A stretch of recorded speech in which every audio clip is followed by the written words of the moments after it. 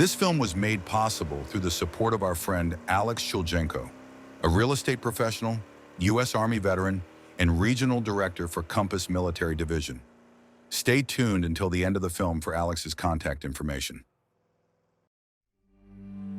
If you've ever driven on I-95 through Bensalem and wondered about that old building that looks like a Spanish mission, today I will tell you what it is.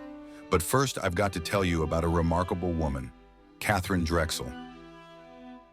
Katharine was born shortly before the start of the Civil War in 1858 in Philadelphia, to a very wealthy family.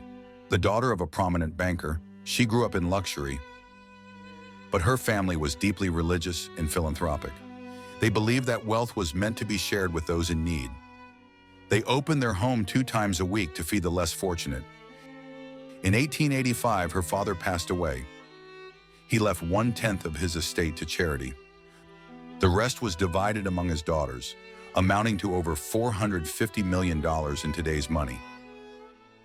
Katharine and her sisters traveled to the western U.S., where they saw firsthand the hardships faced by Native Americans. In 1887, during an audience with Pope Leo XIII, Katharine requested more missionaries to serve Native Americans. The Pope challenged her with the question, "Why not be a missionary yourself?" Inspired by his words, Katharine chose to devote her life and fortune to the church, focusing on serving marginalized Native American and African American communities. In 1891, Katharine founded the Sisters of the Blessed Sacrament. She used her inheritance to fund schools and missions across the United States. Katharine chose Cornwells Heights for the order's mother house near a train station. The location was strategically chosen because it made it easier for parishioners to visit, children to attend school, and for sisters to go on missions. In 1892, Mother Katharine and the sisters moved into the unfinished St. Elizabeth Convent, named after her sister who had died in childbirth. Architect Charles Burns designed the complex, inspired by Spanish Indian missions in New Mexico and California. The main building includes a convent, a chapel, a bell tower, and a laundry building. The site was added to the National Register of Historic Places in 1978. From the mother house, Katharine Drexel founded schools and missions for Black and Native American communities across the U.S. She lived to be 96 years old and died at the mother house in 1955.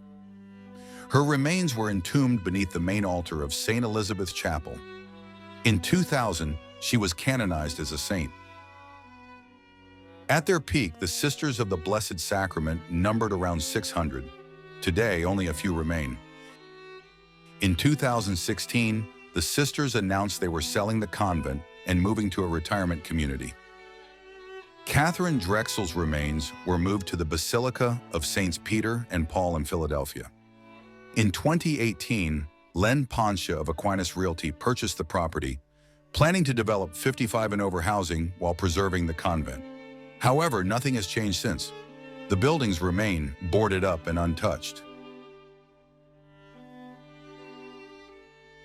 St. Elizabeth's Convent is private property. It has faced issues with vandalism and theft. To ensure we followed the law, we made sure to stay out of the property and used only a drone to capture footage for this film. However, this came with its own challenges.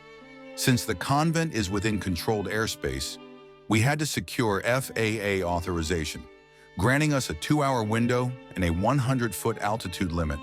It was just enough to clear the rooftops. Katharine Drexel was truly a saint, a woman who gave up wealth and privilege to dedicate her life to her faith and helping those in need. Her selfless service to the disadvantaged stands as a powerful example of choosing purpose over luxury, leaving behind a lasting legacy of compassion and justice. I hope you enjoyed this film. Please don't forget to hit like and subscribe to our channel. And don't forget to reach out to Alex for all your real estate needs.